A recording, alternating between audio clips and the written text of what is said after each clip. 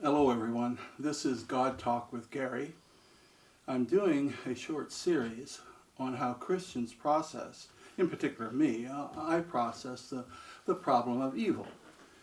Simply stated, if God is a good God, God should want to eliminate the evil that is in the world.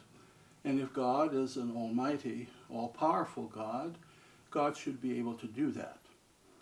But evil exists, and therefore that creates a philosophical problem, not only for Christians, but for other faiths as well, and even people who do not confess belief in God. The problem of evil poses a great challenge to faith, and some people would say, well, maybe there isn't a God at all, or the God that we claim to believe in isn't good, or has a different concept of good than we do, or maybe God is not all-powerful at all. These are challenging questions, and I want to give a pastoral perspective on them. In the introductory video, I explained how the problem is a challenge to us, especially when things like natural disasters and floods and earthquakes trouble us all, and we have the process that, the death of the innocents, for example, people who suffer because of no particular fault of their own. But today I want to begin with one of the first boundary posts of this discussion for Christ followers. And that is simply this: the world that we live in is not a perfect world as we see it. That's obvious. But the story in which Christians live is a story that has three major foci. The first is that we live in a created world. Secondly, something has gone wrong with the world. And thirdly, the Christian perspective is that Christ is in the process of redeeming this world. A created world, a troubled world, a fallen world, and a Redeemer who is at work in people who believe in him, people whom he has chosen. Created by God, ruined by sin, redeemed by Christ. These are the kind of pillars that Christians have in their big meta-narrative, big story. So we don't live in a perfect world. The world that was created was good, but something went wrong with it. The first stories in the Bible, in Genesis chapter 1 and 2, the first creation stories, give us this perspective that God created the world and created human beings to be his representatives in the world. But there was rebellion, there was sin, there was pushback against God's plan, and the world was subjected to horror.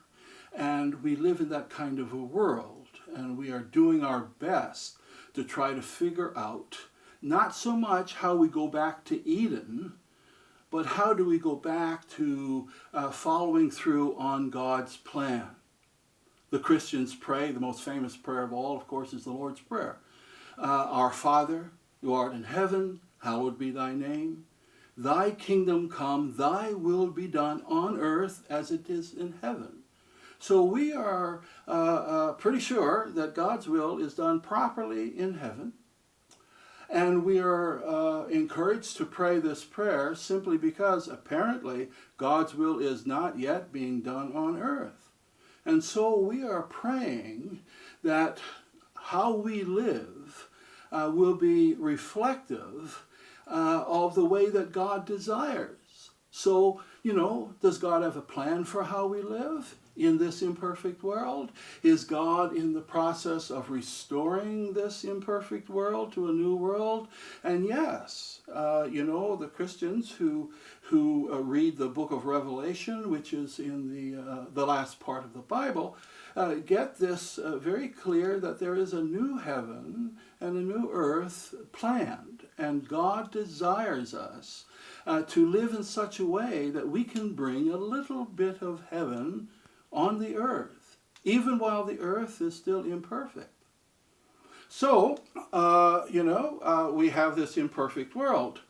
We have imperfect people who are aware that their lives are not in tune with the perfect will of God, and so Christians are evangelistic.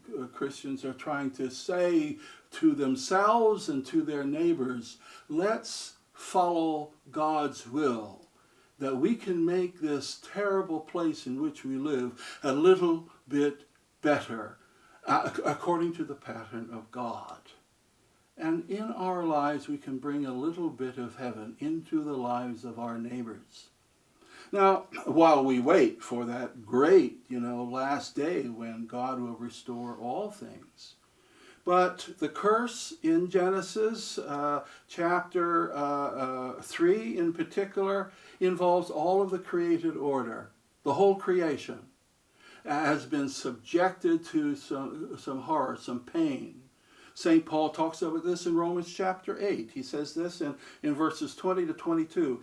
The creation was subjected to frustration, not by its own choice, but by the will of one who subjected it, in hope that the creation itself will be liberated from its bondage to decay and be brought into the glorious freedom of the children of God. And we know that the whole creation has been groaning as in pains of childbirth right up to the present time. So that's an amazing statement, isn't it? That the world that we live in is suffering in tremendous pain. We see this environmentally, of course. We see this economically. We see this in our health situation, especially during this crisis of COVID-19 disease that is affecting hundreds of thousands worldwide. And we're just probably just at the start of it. And it gives us quite a challenge to our faith. But for Christians, we are not under any illusions. We don't live in a perfect world. And we are called to be a part of the redemptive struggling. And our struggles will be redemptive if we struggle and suffer on the behalf of other people. Don't forget, it is through the sufferings of Christ that we find redemption. And it is through our own sufferings that we can provide the redemption for others. And so we don't live in a perfect world, but we can make it better if we follow in our hearts the will of God in heaven that's done perfectly. And if it's done perfectly in heaven, and we're encouraged to pray, thy will be done on earth as it is in heaven, it is possible that you and I can be a part of the solution to the sufferings of this world. May God bless you today. Stay tuned for part 3.